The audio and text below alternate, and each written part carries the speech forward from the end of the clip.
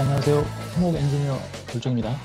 2024년 1월 29일 주간 토목 소식 시작하겠습니다. 토목학계 스마트 위클리입니다. 탑 스토리가 이과 쏠림 AI 발달로 가장 큰 타격 받는다 라는 내용입니다. 노벨 경제학상을 받은 피사 리데스 교수가 발표한 내용인데요. AI가 발달할수록 AI가 STEM이죠. STEM 직무를 대체할 것이다. 코파일럿 이후 코딩 교육 회의론이 확산되고 있다는 얘기고, 그죠? 코파일럿이 코딩을 자동으로 많이 해주고 있죠.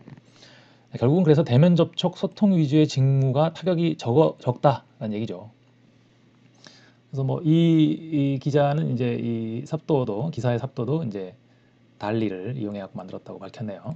그래서 코딩을 전공한 대학 졸업자가 취업난을 겪고 있는 모습을 그려줘라고 했던 이제 이런 삽도를 그랬다는 얘기고, 스펠링 조금씩 틀린 부분들이 있어요. 실제로 그림에다가 그 글씨를 써놓는 기능은 아직 완벽하지 않다고 합니다. 자, 아무튼 그 노동 쪽 경제학자인가 봐요. 노동시장을 연구한 경제학자인데 2010년에 노벨 경제학상을 받은 교수인데, 지금 뭐 스템이라고 해갖고 사이언스, 테크놀로지, 엔지니어링, 그다음에 매스매틱스요. 그래서 스템을 전공 선호에 대해서 경고를 했다는 얘기인데, 스템 업무는 인공지능이 맡아서 하게 될 것이다. 뭐 그런 얘기입니다. 이 재밌는 게 이 교수가 2019년에 파리에서 열린 세계 교육혁신회 때 강연에서 뭐라 그러냐면 코딩 교육은 시간 낭비라고 지적했다고 하더라고요. 되게 성견지명이 있는 건지, 자, 그때 어떻게 얘기했냐면 지금 3살짜리에게 코딩을 가르치지만 그들이 대학 졸업할 때면 코딩이 무엇인지 잊게 될 것이며 코딩 기술은 아주 빨리 쓸모없어질 것이다.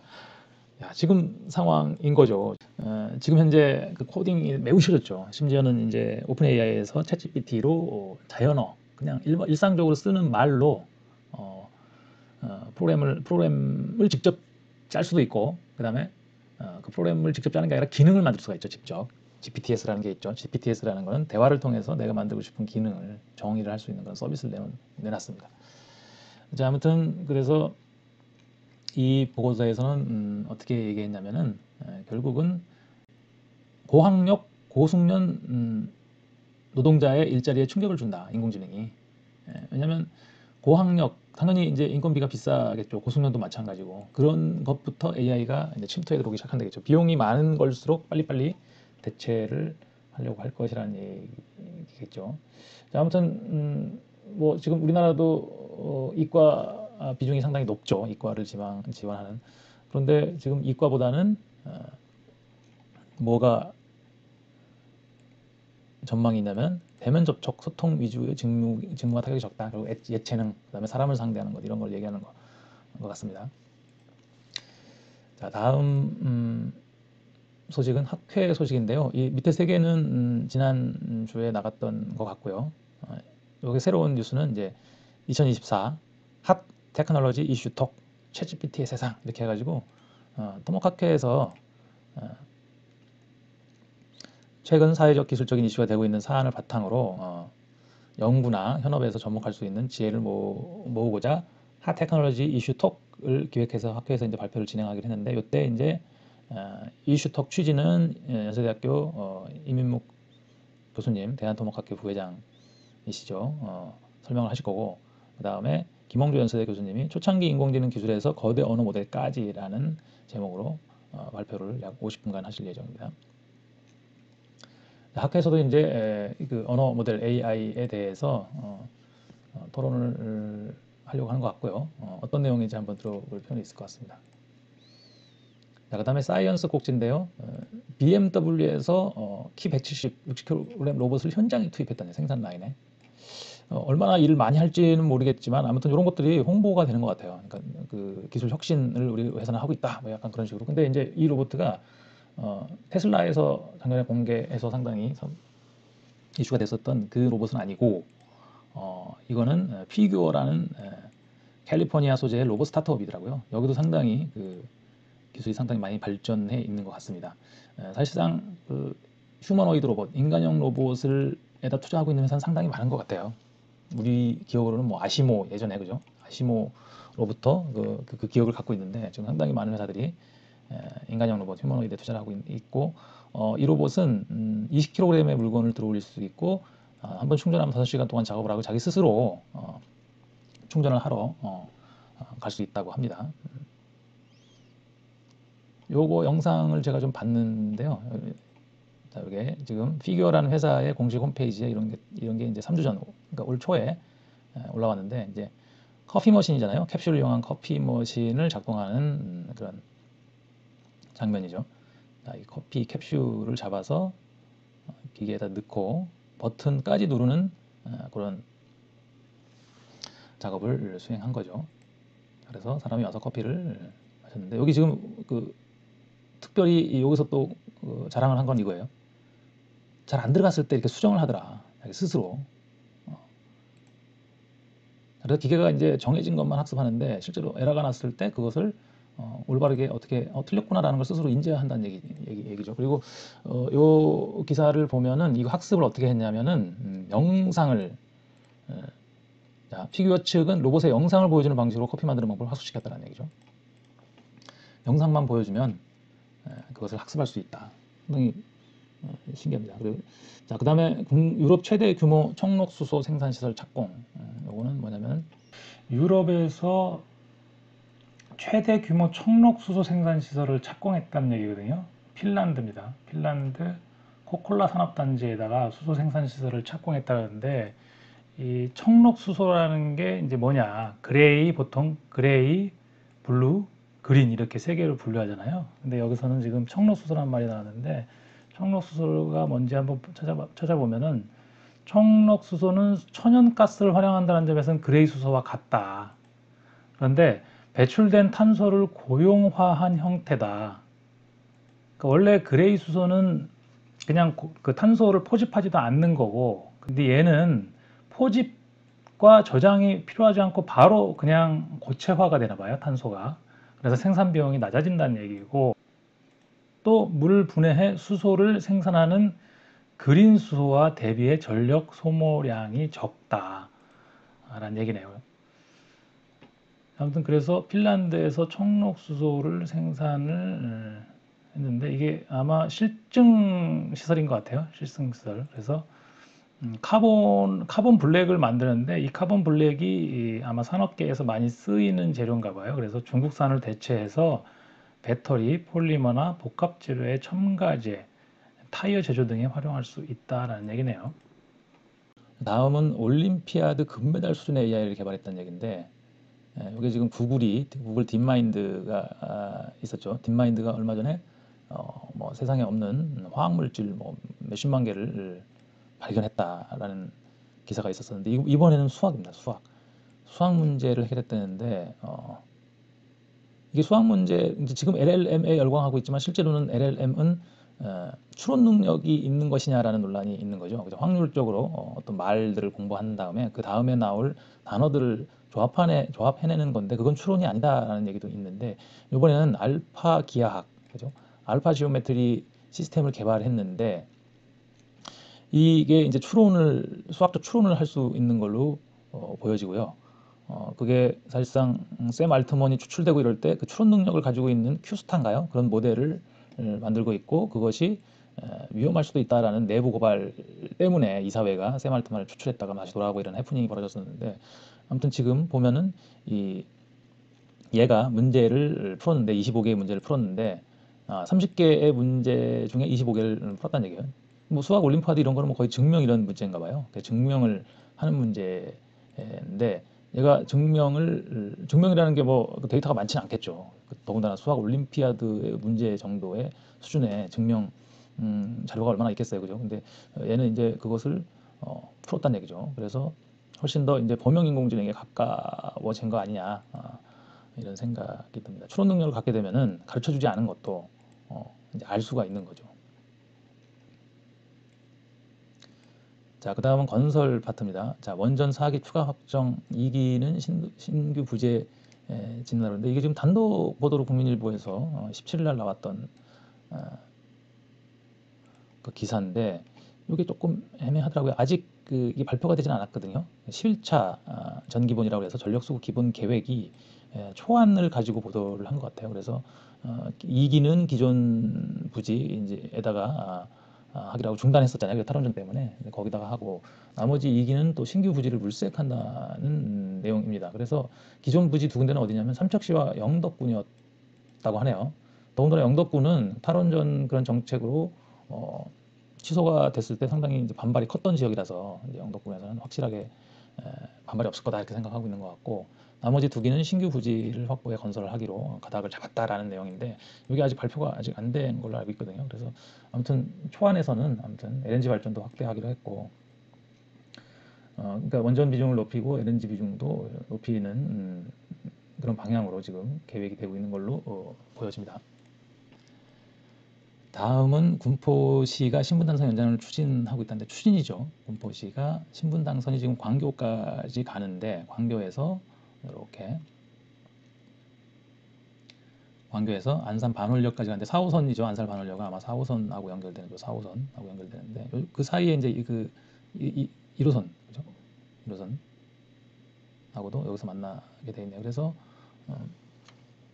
군포, 여기다 군포를 지나가나 봐요. 군포, 그다음에 여기가 의왕, 뭐 안산까지 가는 철도 기차 사업을 추진한다는 얘기죠. 추진한다는 얘기고, 이게 이제 당연히 철도 계획에 포함돼야 되기 때문에 광역교통 개선 대책 및 제5차 국가철도망 구축 계획에 반영해 줄 것을 국토부에 건의할 예정이고, 이게 쌍용건설하고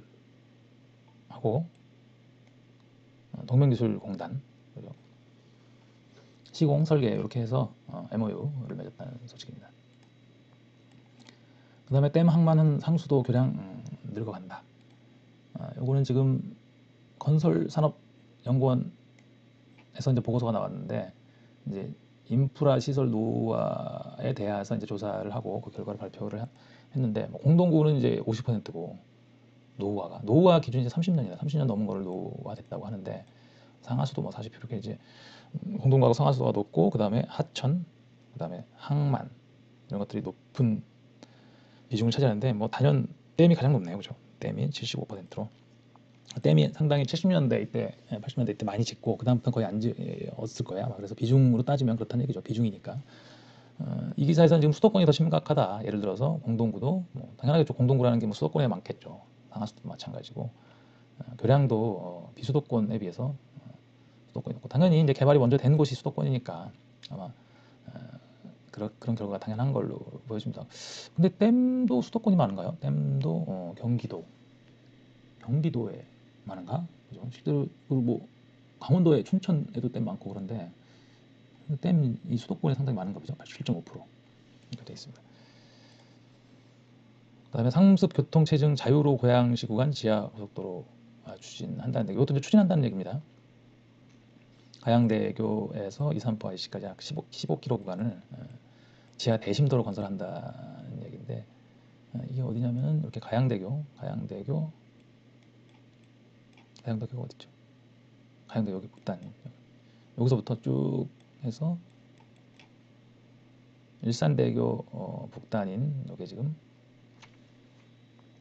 이산포 JC 여기까지 하는 걸로 추진을 하고 있다는 얘기네요. 이렇게 추진을 하고 있다는 얘기입니다. 뭐 올해 이제 그 선거가 있다 보니까 여기저기서 이렇게 계획이죠, 계획. 이렇게 하겠다라는 계획들이 많이 나오고 있습니다. 자, 그 다음 이제 글로벌 바텀입니다. 콘크리트 AI라는 게 있는데, 여기 지금 탄소를 줄이기 위해서 콘크리트 배합 설계를 AI 솔루션으로 한다, 라는 얘기인데, 콘크리트 이제 배합 설계죠. 혼합 설계라는 게 콘크리트 혼합 설계를 생성하고 몇 초 내에 강화된 매트릭스 성능을 예측하도록 프로그래밍된 인공지능 플랫폼 AI 코파일럿, 여기도 코파일럿이라고, 콘크리트 코파일럿이라는 이름을 붙였네요. 사용 출시했다. 얘기네요. 콘크리트 배합 설계에도 AI가 적용이 되고 있는 모양입니다. 자, 그다음에는 사우스 차이나 관동선인가요?에 대한 이제 에서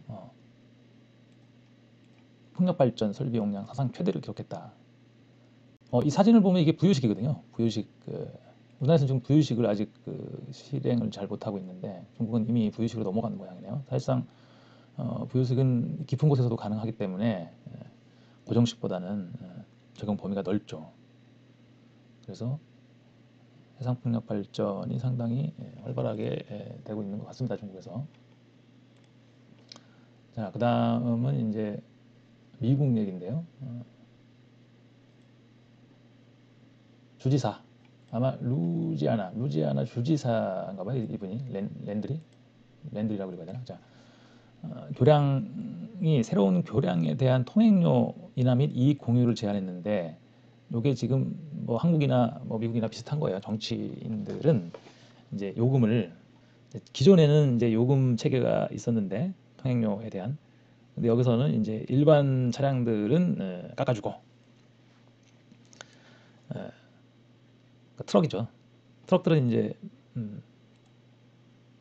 요금을 올려가지고 이제 트럭 운전사들이 반발하고 이런 모양입니다. 트럭 운전사들이 목숨을 잃을 것이다 이렇게 하면서 발표를, 통행료 부담을 지게 되고, 그래서 이제 통행료 정책을 나름대로 이제 이 주지사는 주민들의 부담을 줄여주겠다 이렇게 하는데, 뭐 주민 중에 트럭 운전하는 사람도 있을 거니까 그런 반발들이 일어나고 있는 모양입니다. 자, 그다음에 최신 소식은 뭐 심의위원회나 이런 후보를 모집하는 내용이고요. 자, 그 다음에 클립입니다. 하와이 얘긴데요. 요 하와이는 뭐냐면 나이트메어라고 되어 있어요. 레일웨이 나이트메어. 야, 그러니까 이게 내용을 좀 보니까 제가 여기 지금 그 확장 기능을 설치하면, 이런 확장 기능을 설치하면 요약을 할 수가 있거든요. 그래서 요약을 시켰어요. 그러니까 쭉 여기 이제 어차피 나레이션이 있으니까 영상의 나레이션을 얘가 가져와서 오픈 AI에서 요약을 해준다. 그래서 너무 길다. 한글로 요약해서 더 짧게 했더니 철도 이제 시스템을 만들고 있나 봐요. 하와이에다가. 그런데 이게 이제 그 예산도 확 늘어났고, 아까 예산이 얼마나 나왔죠? 10 빌리언. 2배 증가했고, 완공 예정일도 원래 2020년 벌써 준공이 됐어야 되는데 31년으로 10년이 늘어났고, 그래서 건설 중 여러 기술적 문제와 법적 문제에 직면했고, 첫 구간이 아마 개통된 다음에 순차적으로 이제 시공했을 테니까 반응이 엇갈려서 일부에서는 운행 시간 연장을 요구하고 있다. 짧게 빨리 종료가 되나 보죠. 아직 40%의 공사가 남아있고 지역 주민과 사업체가 예산 초과분을 부담하면서 프로젝트 최종 성공 여부는 아직도 미수다. 야, 보통 하와이가 아무래도 자연적으로 상당히 잘 보존이 돼 있을 거니까 그거를 대중교통으로 관광객이나 그 주민들의 이동을 유도하려고 아마 사업을 하고 있는 것 같은데 쉽지는 않은 모양입니다. 자, 다음은 이제 그 건설다방이죠. 건설기준협회에서 만든 영상인데, 여기는 이제 좀 뭐 예산이 많다 보니까 계속 외부 유명 인사를 게스트로 출연시켜서 하고, 근데 심용환이라는 분이 누군가 했더니 찾아보니까 역사 쪽인가, 대부분 상당히 역사 쪽 저기가 많이 나오더라고요. 그래서 옛날 얘기들을 좀 하는 그런 내용인데, 요거는 지금 보니까 한국 건설 이야기라고요. 그래서 뭐 한국 건설 얘기인데, 이제 여기서 조금 아쉬운 건 이제 실제 그 역사를 다루는 사람들 입을 통해서 이런 거니까, 물론 여기 이제 그 사회자죠. 이분은 이제 건축 전공이시거든요. 그래서 조금 아쉬운 건 여기가 이제 이런 거를 잘 홍보는 하고 있는데, 실제 엔지니어들이 나왔으면 얼마나 좋을까 이런 생각을 해봤습니다. 이분도 교수실 거예요. 그래서 건설기술인 협회인데 역사하는 사람과 교수, 사실상 엔지니어는 아니죠. 그래서 그렇게 채널이 운영되고 있습니다. 자, 그 다음에 중국 사막 정보. 중국에 뭐 사막 많죠. 서쪽으로 가면 중국이 사막이 많은데, 사막에서 벌어지는 그런 것들을 보여주는 그런 내용입니다. 그래서 레일웨이 컨스트럭션 하고, 그 다음에 하이웨이, 그러니까 철도하고 도로를 사막에다 만드는 그런 것들을 소개하고 있는 그런 영상입니다. 자, 그래서 ESC 스마트 위클리는 여기서 마치겠습니다. 네, X에 올렸던 기사들을, X에 공유했던 기사들을 한번 살펴보도록 하겠습니다. 1월 19일 날 올렸던 건데, 일본의 지진이 7.6의 지진이 새해 첫날 있었는데, 그때 원전이 좀 피해를 봤거든요. 그거에 관한 소식입니다. 원전 이상 없다더니 거짓이었나? 비상용 발전기 시운전 중 멈춰. 이렇게 했는데, 사실상 전기를 공급하는 게 되게 중요하죠. 그 모든 플랜트 시설들이 전기로 움직이니까. 그래서 항상 비상발전기 시대, 그러니까 비상발전기 시설, 외부에서 전기가 차단됐을 때 문제 없게 에, 발전소를 유지해야 되기 때문에 발전기가 되게 중요한데, 3대 중에 2대가 문제는 없었는데 한 대가 출력을 올리자 경보음이 울리며 자동으로 멈췄다는 거죠. 그런데 이게 지난 그 1월 1일 날 7.6 강진이 일어나고 직후인 3일 날은 시운전 당시에 정상적이었다는 얘기인데, 그 뒤로도 여진이 계속 왔었거든요. 4.8의 여진이 왔었다는 얘기죠. 16일 날. 그래서 18일 날 돌려봤더니 한 개가 아예 작동을 멈췄다라는데, 이제 큰 문제가 없다 이렇게 얘기를 하고 있나 봐요. 그런데 실제로는 뭐 원전 근처 바다에 기름도 유출되고 그래서 뭔가 문제가 있었을 수도 있다, 이런 의혹이 제기되고 있는 모양입니다. 자, 다음은 5급 시험에도 이제 CBT, 컴퓨터죠. 컴퓨터를 이용해서 시험을 보는 거죠. 5급 공채, 우리가 흔히 말하는 뭐 고시라고 하죠. CBT 도입을 추진하고 있다는 얘기인데, 사실상 행정직들은 큰 문제가 없는데, 뭐 경제 계열이나 아니면 기술 계열들은 그래프 또는 뭐 삭도 이런 거, 개념도 이런 것들 많이 그리거든요. 논술이다 보니까. 그래서 그런 데는 좀 기술적 보완이 좀 필요하다는 얘기가 있습니다. 자, 다음 뉴스는 일산의 이제 집안 균열 얘기인데, 2021년도에 그 지하 주차장 기둥이 파열됐던 그 현장인가 봐요. 그래서 그 인근의 도로에 30cm 균열이 발견됐다는 얘기인데, 보통은 이제 그 건축물들이 대부분 지하층을 합벽 형식에 가죠. 가시설로 해서 땅 팔 때 가시설을 하고 나서 토목 구조물인 경우에는 이제 본 구조물을 따로 만드는데, 여기는 그 가시설을 그냥 구조물로 사용하고 그 앞에다가 합벽이라고 그래가지고 그냥 벽만 만들거든요. 하중을 받지 않는. 그러다 보니까 가시설이 손상이 생겼을 경우에는 이제 이렇게 흙이 밀려 들어가서 집안에 영향을 미치는 거죠. 그래서 사실상 물을 계속 퍼내거든요. 디워터링 공법이라 갖고 아마 그런 것들이 문제가 있었을 것 같고, 그걸로 인해서 아마 기둥도 파손이 됐을 것 같은데, 그런 것들에 대해서 터파기 또는 지하층 설계 방법 자체를 고쳐야 되지 않나 싶은 생각도 듭니다. 자, 그 다음에는 우주에서 태양광 발전소로 전기를 만든다면 그걸 지구로 송신한다는 얘기거든요. 태양광 발전소를 우주에 띄워서 지구로 전력 전송을 첫 성공했다는 거예요.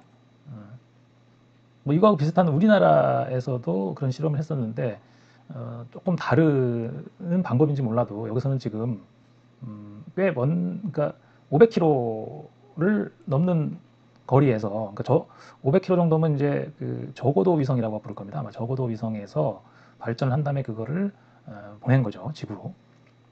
근데 이 전파를 수신하는 시간은 딱 90초에 불과했다고 하네요. 1분 30초 정도. 아무튼 그래도 지표면에서 우주에서 만든 전기를 받았다는 데 의의가 있다는 얘기인 것 같습니다. 자, 그 다음에는 착수 10년 만에 경부고속도로 회덕 IC가 건설돼서 내년에 이제 완공된다는 얘기네요. 내년에 이제 회덕 IC가 만들어진다는 얘기입니다. 그 다음에 이거는 중국에서 충전이 필요 없는, 충전 안 해도 50년 쓸 수 있는 배터리. 뭐 이게 일반 그 인들이 쓰는 거는 아닐 것 같죠. 니켈 63이라는 방사성 동위 원소와 4세대 다이아몬드 반도체 기술이 결합돼 개발된 모듈형 원자력 배터리다.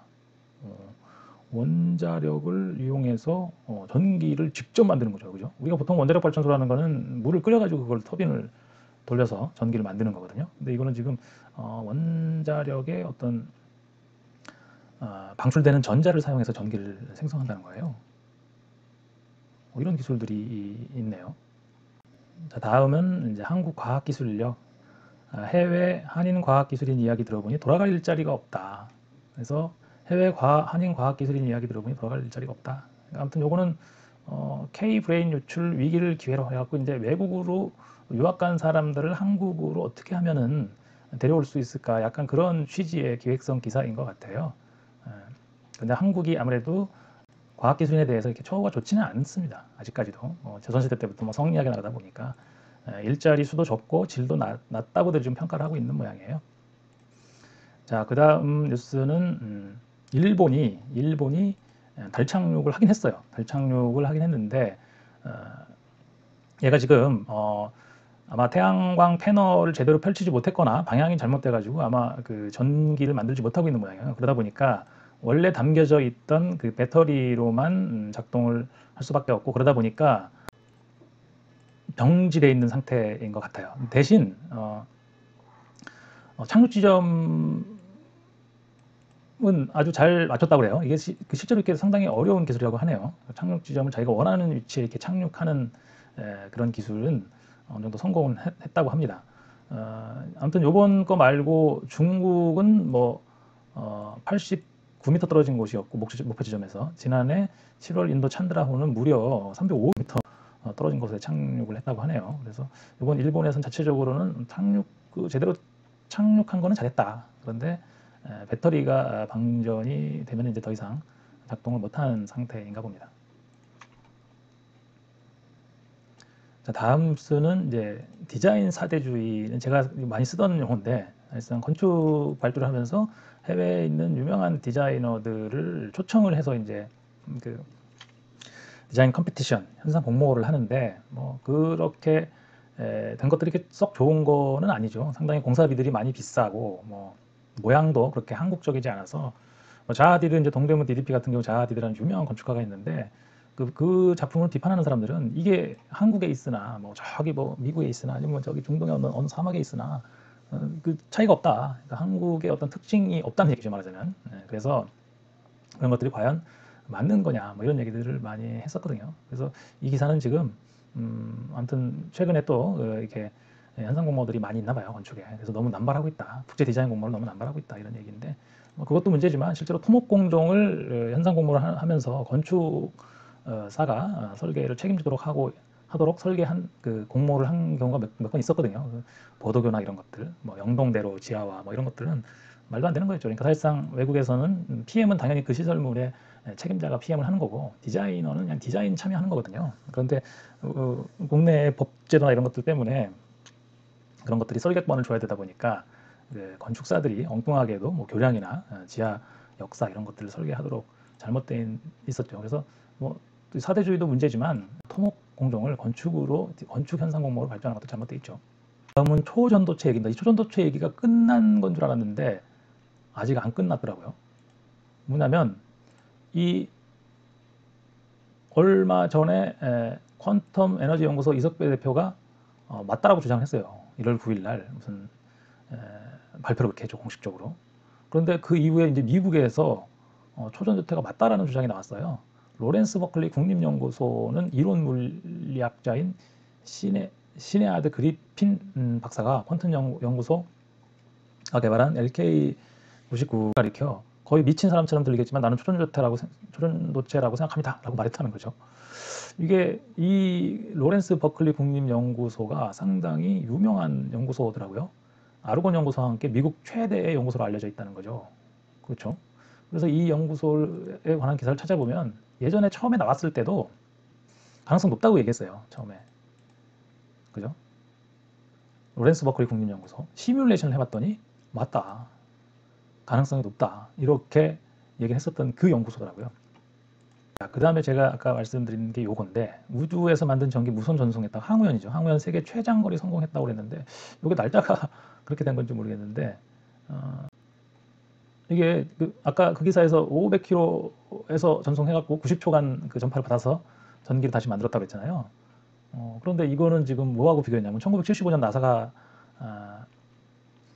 실험했을 때 1.5km 거리에서 성공했었다는 얘기죠. 그 다음에 항우연은 1.8km 거리에서 성공했다는 건데, 뭐 1.8km 위에서 전기를 만들어 봐야 뭐그 지상에서 만드는 거하고 그렇게 큰 차이가 없을 것 같은데, 그래서 실제로는 뭐 몇백 킬로 수준 이 돼야지 그 우주 태양광이라는 말이 어울릴 것 같은데요. 그래서 이건 조금 기사가 두 개가 차이가 있었던 내용입니다. 자, 그 다음에는 요 기사 내용인데요.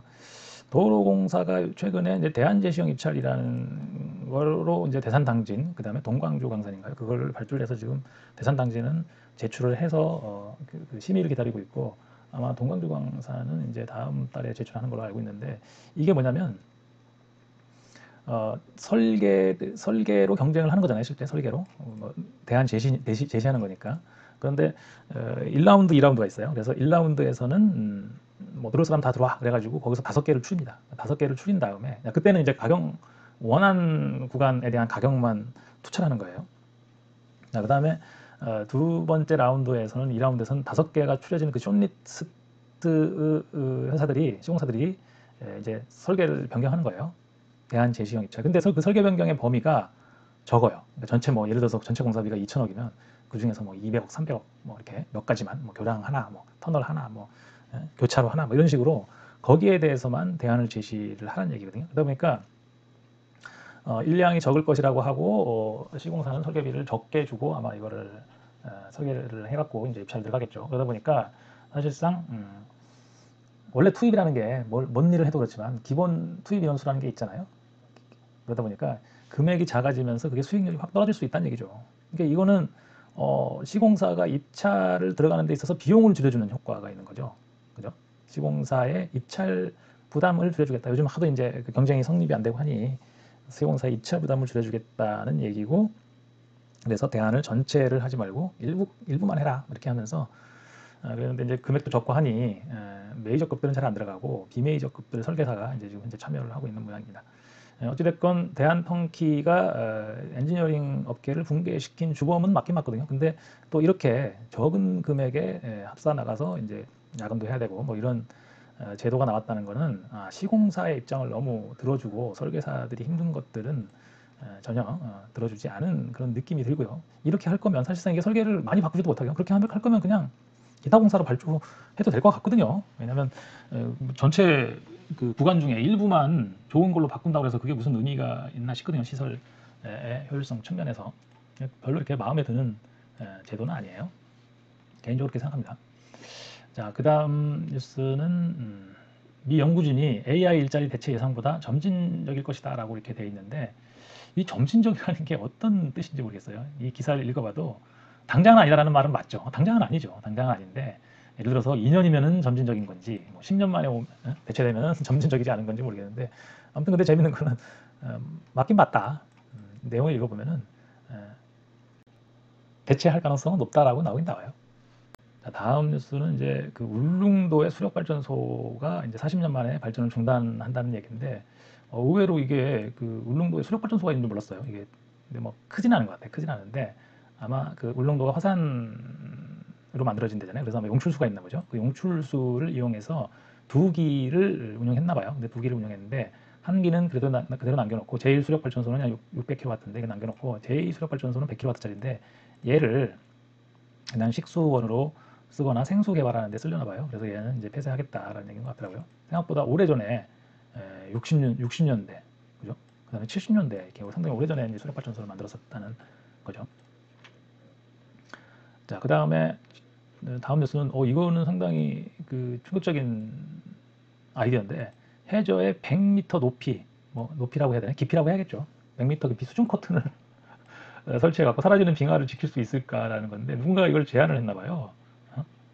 그러니까 빙하가 따뜻한 해류인 난류와 만나는 끝단 해저에 100m 높이의 천연 섬유 등으로 만든 부유벽을 세워, 부유벽, 그렇죠? 이런 거 부유벽을 세워 따뜻한 이렇게 딥 웜 시워터죠. 그러니까 따뜻한 바닷물이 이쪽으로 못 가도록 하겠다는데, 야 이게 그래서 이제 일부 과학자들은 뭐 실제로 그걸 하겠다는 얘기가 아니라 그 지구 온난화의 위험성에 대해서 알리려고 하는 그런 거 아니냐, 실현 가능성보다 기후 변화의 다른 남극 상황의 심각성을 알리려는 취지에서 얘기되는 측면이 강한 것 같다고 이렇게 얘기를 했다고 해요. 스케일이 장난이 아니죠. 자, 그 다음에 우주정거장인데, 우리가 뭐 우주정거장의 모양에 대해서는 대충 알고 있잖아요. 이렇게 조립해갖고 이렇게 연결해갖고 만든 그런 우주정거장을 알고 있는데, 풍선 형태의 우주정거장을 만들었다는 거죠. 뭐 아무튼 터졌다라는 거는 뭐냐면 이제 실험을 했나 봐요. 이게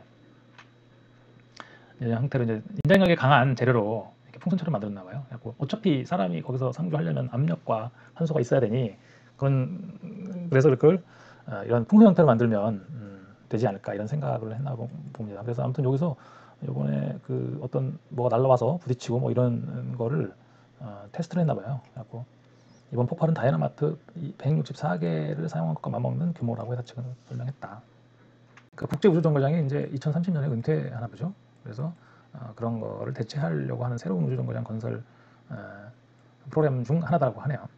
다음 뉴스는 이건데 이것도 지금 상당히 신선한 뉴스였는데 설거지하는 AI 로봇 상용화 머지 않았다라는 건데 미국 스탠퍼드하고 구글이 가사노동하는 AI 로봇 모바일 알로하라는 로봇의 작동 모습을 공개를 했는데 이건 사람이 직접 이렇게 조정을 해서 훈련을 시켰더라고요. 아까 피규어라는 BMW가 이제 공장에 투입한다는 피규어는 커피 타는 거를 동영상 보여주고 훈련을 시켰다고 했잖아요. 이거는 사람이 직접 훈련을 시키는 모습이 나오거든요. 영상을 보면은. 그래서 얘가 뭐 상당히 많은 일을 합니다. 뭐 여기는 지금 음식을 하는 장면이 나오고 있는데 직접 사람이 이 로봇을 조종해서 훈련을 시켰다는 얘기죠. 아무튼 테슬라도 그렇고 피규어도 그렇고 이 알로하도 그렇고 이 알로하는 그냥 이거는 오픈 소스로 공개했다고 하는 것 같은데 결국은 이제 뭐 이 기계를 만드는 방법하고 그다음에 이 소프트웨어잖아요. 이걸 그런 것들을 오픈을 했다고 들었거든요. 여기 나와 있죠. 모바일 알로하에 적용된 AI는 모방학습이라는 방식으로 기능을 촉단한다. 사람이 두 팔로 로봇을 직접 작동해서 동작을 학습시키는 방법이다. 학습을 반복할수록 로봇의 동작 성공률이 높아진다. 50번 정도 학습을 시키면 대부분 가사노동을 제법 익숙하게 따라할 수 있다. 결국은 이걸 훈련시켜갖고 그 훈련된 결과를 파는 결국은 소프트웨어겠죠. 그게 소프트웨어 같은 건데 그게 많이 이제 그런 업종도 생길 것 같죠. 그죠? 이건 이제 오픈소스니까 더군다나. 다만 요리처럼 비교적 복잡한 작업 성공률이 아직 40%에 그치는 점은 풀어야 할 과제다.